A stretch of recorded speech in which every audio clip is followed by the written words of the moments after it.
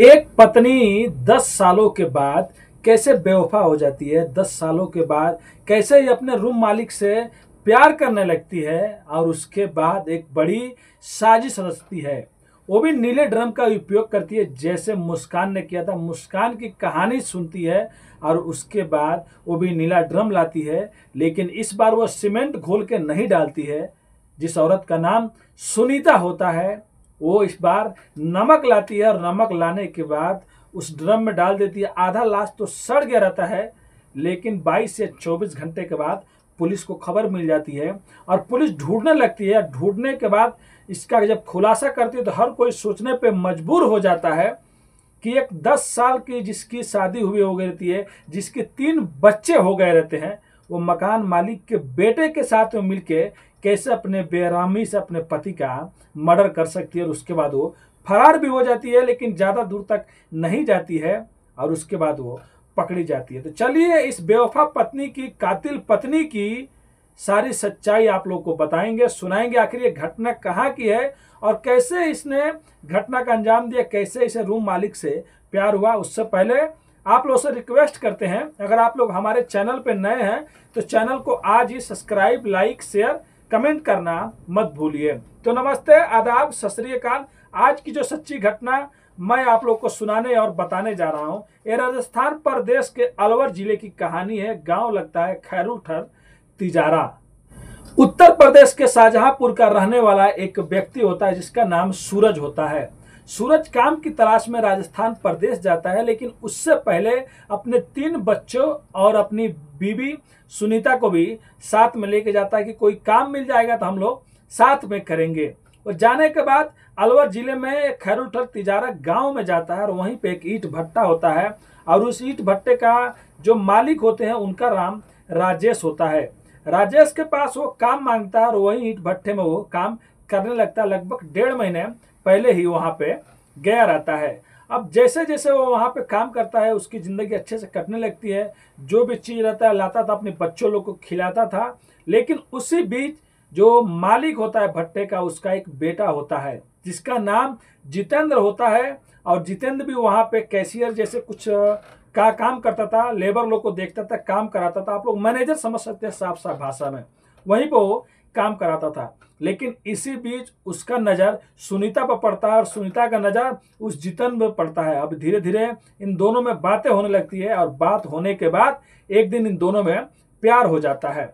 अब प्यार होने के बाद जो जितेंद्र रहता है अक्सर इसके पति को, सूरज को बुलाता था। बुलाने के बाद शराब पीते थे और उसको ज़्यादा शराब पिलाता था और उसके बाद वो सुनीता के साथ में मिलता था, बातें करता था।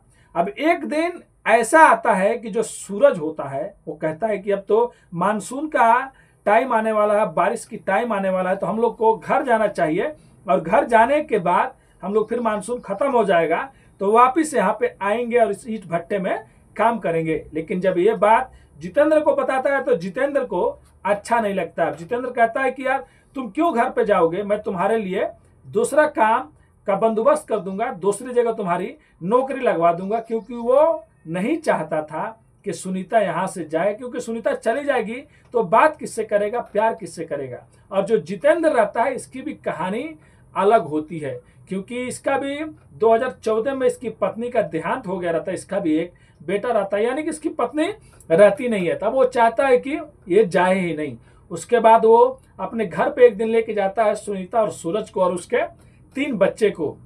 और उस घर में बस इसके माता पिता रहते थे। अपने माँ से कहता है कि देखो माँ, हमारे छत पे जो जगह खाली है, जो रूम खाली है, इन लोग को दे दिया जाएगा तो किराया भी आएगा, फिर काम इन लोग का यहाँ पे मैं दूसरी जगह नौकरी लगवा दूंगा। अब बाद में फिर अपना ईंट भट्टा चालू हो जाएगा तो फिर ईंट भट्टे पर मतलब काम इन लोग करने लगेंगे। अब घर के जो माँ बाप रहते हैं वो मान जाते हैं। उसके बाद वो घर पे ही ऊपर रूम दिला देता है और वो रहने लगते हैं। अब अक्सर जितेंद्र टाइम देखकर सुनीता से मिलता था। जब सूरज बाजार जाता था, सूरज कहीं पे कोई काम करने जाता था और सुनीता घर पर रहती थी, ये उससे मिलता जुलता रहता था। एक दिन ऐसा आता है कि 13 अगस्त 2025 को जो सुनीता रहती है वो नीचे आती है और आके मकान मालिक की मालकिन से कहती है कि ऊपर पानी का बहुत प्रॉब्लम होता है, कोई ड्रम है तो दे दीजिए, हम लोग पानी उसमें भर के रखेंगे। अब जो मालकिन होती है वो कहती है कि यहाँ पे तो बहुत ज़्यादा ड्रम है, क्योंकि ईंट भट्टे में भी ड्रम का काम होता है, जहां जगह जगह पे पानी रखने के लिए। अब वो सुनीता को एक ड्रम दे देती है, वो भी नीला रंग का रहता है, जो आप लोग फोटो में देख सकते हैं। अब देने के बाद उसके बाद वो लेके जाती है 13 अगस्त को। उसके बाद 2 दिन और बीत जाता है और 16 तारीख को जो सूरज सुनीता होता है इन लोग को देखा जाता है, लेकिन 16 तारीख के बाद सूरज को कोई देखता नहीं है, नीचे सूरज दिखता ही नहीं है। 16 तारीख को बीत जाता है तारीख, लेकिन 17 अगस्त को 2025 को जो मकान मालिक रहती है छत पे जाती है कोई काम के सिलसिले में, तो ऊपर जाके देखती है कि ऊपर से बहुत ज्यादा भयानक बदबू आ रहा है। उनको तुरंत समझ में आ जाता है, क्योंकि आजकल सोशल मीडिया का जमाना है। तुरंत वो एक बच्चे को बुलाते हैं और कहते हैं कि जल्दी से पुलिस को फोन करो। पुलिस को फोन जाता है तो पुलिस भी समझ जाती है, पुलिस तुरंत पहुंचती है। और पुलिस पहुंचने के बाद आप लोग वीडियो देख सकते हैं, जो फोटो दिख रहा है, पुलिस पे सबसे पहले एक आदमी को लेकर आती है और उस नीले ड्रम को घेर लेती है। और घेरने के बाद उस आदमी को कहा जाता है कि उसके अंदर से जो भी चीजें निकालो। वो आदमी उस अंदर से कुछ साड़ियां, कुछ कपड़े रहता है, बाहर निकालता है। मुंह दाब के, स्मेल बहुत ज्यादा तेज आ रही होती है, बदबू बहुत ज्यादा आ रही होती है। उसके बाद वो उसके अंदर देखता है और कहता है कि साहब, इसके अंदर एक लाश पड़ी है और ज्यादा कुछ सामान नहीं है। अब लाश को जब बाहर निकाला जाता है और पोस्टमार्टम के लिए जब भेजा जाता है, तब बाद में मालूम चलता है कि उसका बहुत जल्द, मतलब गले पे गला रेत की हत्या किया गया रहता है। अब उसके बाद उसका शनाख्त हो जाता है कि यही सूरज है। और इधर जब पुलिस और भी पता करती है तो बाद में पता चलता है कि जो उसकी पत्नी सुनीता है वो गायब है। 16 तारीख के रात से वो लोग गायब है और उसके 3 बच्चे भी गायब है। और मेन इसमें जो आरोपी रहता है, पता चलता है कि मकान मालिक का बेटा जितेंद्र भी गायब है। अब पुलिस इन तीनों को ढूंढने लगती है और लगभग 16 तारीख को शाम के ही या किसी टाइम में ये लोग इसका मर्डर करते हैं, सूरज का। और मर्डर करके उस नीले ड्रम में डाल देते हैं और डालने के बाद बहुत ज्यादा नमक डाल देते हैं कि जल्दी गड़ जाएगा, सड़ जाएगा। और 17 तारीख को लगभग 12-2 बजे की बात है, जब मकान मालिक ऊपर जाती है, देखती है, उसके बाद पुलिस को तुरंत फोन किया जाता है।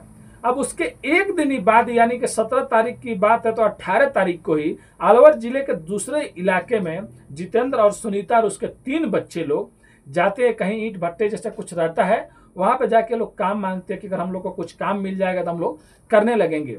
लेकिन उससे पहले ये खबर इतनी आग की तेजी से फैल गई रहती है पूरे राजस्थान में, पूरे प्रदेश में, कि हर कोई को मालूम रहता है। और सबसे मेन लीड ये रहता है कि एक औरत है जो 3 बच्चों के साथ में भागी अपने पति का मर्डर करके। अब वहां पे जो मालिक रहते हैं वो देखते हैं, देखने के बाद इन लोगों को बातों में उलझाए रहते हैं और तुरंत लोकल पुलिस को फोन कर देते हैं। अब लोकल पुलिस तुरंत आती है। आने के बाद ये लोग भागने लगते हैं, लेकिन इन लोगों को दौड़ा के पकड़ लिया जाता है। जो जितेंद्र होता है उसके साथ हाथ में भी चोट लगा रहता है। लगता है कि सूरज का मर्डर करने के टाइम में जो हथियार से किए होंगे, शायद उस टाइम में इन लोग का लग गया होगा। अब पुलिस इनको उठा के लेके गई है। अब इनसे अच्छे से पूछताछ हो रही है कि आखिर इसमें सुनीता का कितना बड़ा रोल है, कैसे इन्होंने मर्डर किया। और इन लोग को थोड़ा भी दया नहीं आई उन बच्चों पे।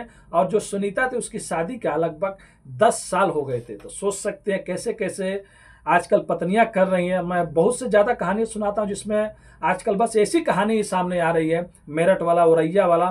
कल मैं भी एक कहानी बताया था जो बिहार का था, जो शादी का 45वें दिन अपने फूफा से प्यार करती थी, अपने उम्र से डबल से ज्यादा प्यार करती थी। और उसके बाद उसके फूफा ही सुपारी दे देता है और सुपारी देने के बाद उसके पति का मर्डर करा देता है, यानी कि पत्नी ही मेन कातिल होती है। और आज के भी कहानी में आप लोग सुन सकते हैं, जो उत्तर प्रदेश के रहने वाला आदमी जो राजस्थान में अपनी बीवी और बच्चों के लिए गया था, अकेले वो चाहता तो कहीं भी कमा सकता था, लेकिन वही बीवी कातिल निकली।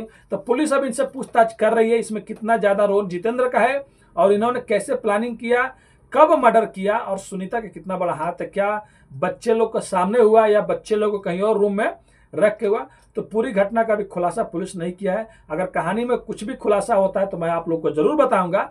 और ये कहानी सुनाने का उद्देश्य किसी का भी दिल दुखाना नहीं है मेरे दोस्तों, किसी का भी भावनाओं को ठेस पहुंचाना नहीं है। बस आप लोगों को इस कहानियों के माध्यम से जागरूक करना, सचेत करना है। कहीं भी रहे तो सेफ रहें और बहुत जल्दी किसी पे विश्वास नहीं करें।